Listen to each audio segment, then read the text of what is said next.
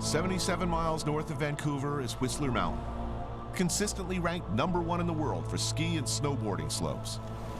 The 2010 Olympics are being held there. In fact, the first ever gold medalist for snowboarding is currently training there. It's big. It's the biggest on the continent. Slopes and slopes and slopes. An outdoorsman's wonderland.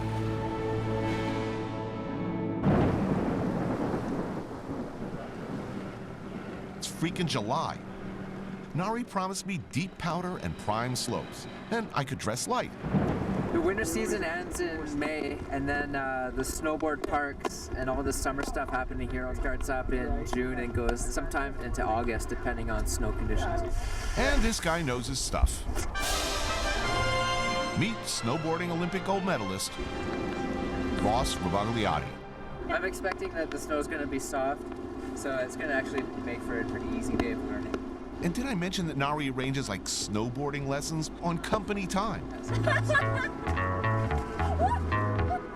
Yeah, this is gonna be a good scene.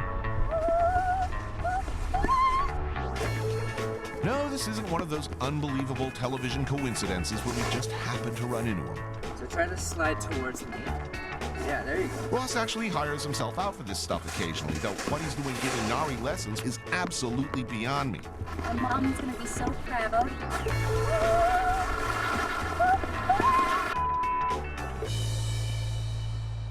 That's not coming out of my nose. Is my total misery as apparent as it? I feel it is. If we'd been here last winter, I would have been bombing down the mountain at 10 inches of pat powder.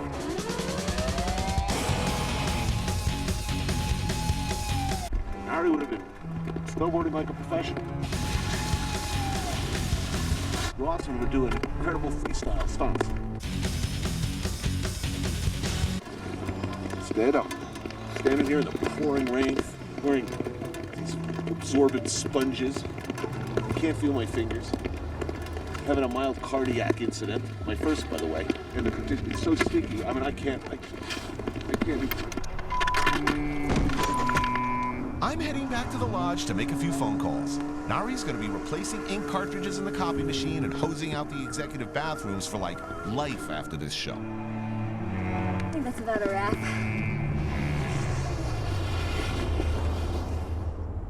Nari, sensing perhaps my dissatisfaction, suggests hiking, bike trails, probably in the hope that I die before taking a fresh look at pruning the payroll. Nice try. Next idea.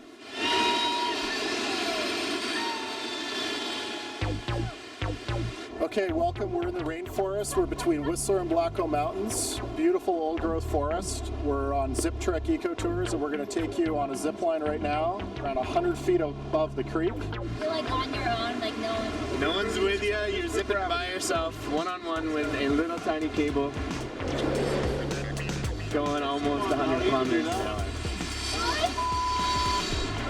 When you get to the other side, you're going to land 5 stories up in a cedar tree. And the only way out of that tree is to take another zip line. I'm kind of scared out of my wits right now. No, I'm serious. I've never really done anything like this before. Really? I know you've paraglided, you skydived. Have you ever eaten at Denny's? This is much less scary. Well, you wore dark-colored pants, so that's always a plus. We're good to go, so just walk down the stairs slowly, one step at a time, and enjoy the ride. Oh, jeez. You could actually hear the Doppler effect as Nari goes squealing into the high forest.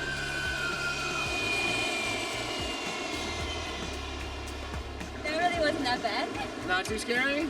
Next one, I'll be having a cigarette and a martini. Cocktails are for the talent, Nari, the talent. I'm forced to catch up on my rest while hurtling through the weeds.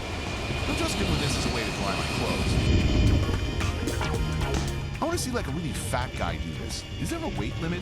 How do you slow them down at the other end? All right, Tony. I wish I could travel around New York like this from building to building.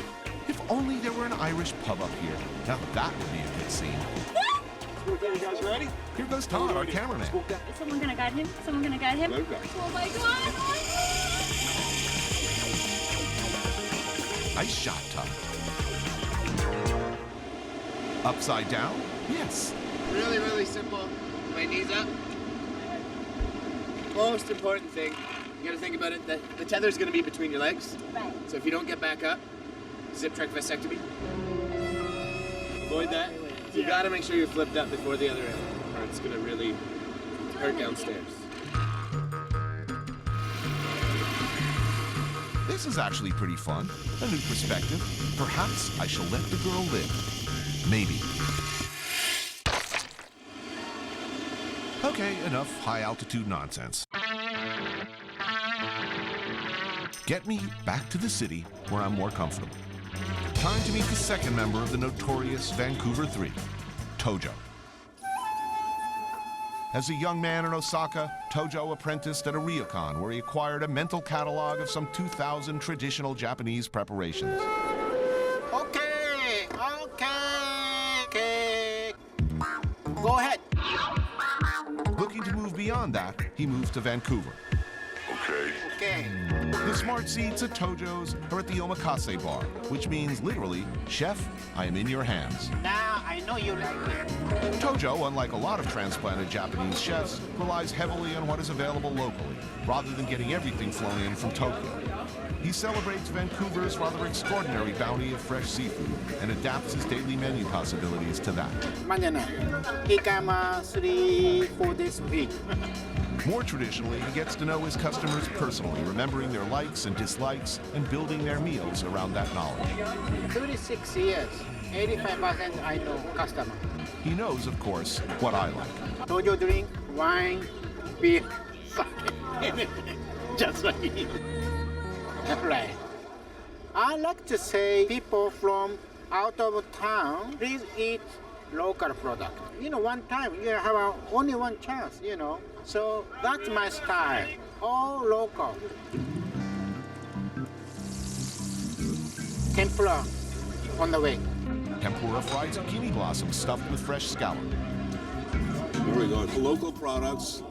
It tastes as Japanese as it gets, but you say inspired by your friend. Pino. Chopino, but this is very good one. Next up, salad, Tojo style. Dungeness crab, baby. Mustard miso dressing. Daikon is a pepper, and Japanese celery. Very light. You keep good shape forever. This salad, I like. That's luxurious.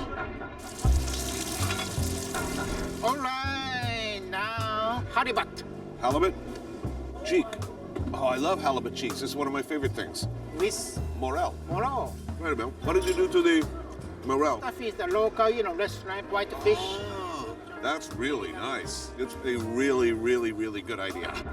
Okay, now I know you like toro.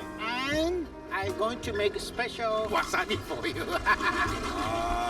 Very expensive product there. That piece is probably about $50 US. And he's rubbing it against shark skin. Except no substitutes, by the way. You've only had the stuff that comes out of the tube. You've spent your life eating steakums and never had a steak. Tony, this is a West Coast tuna toro.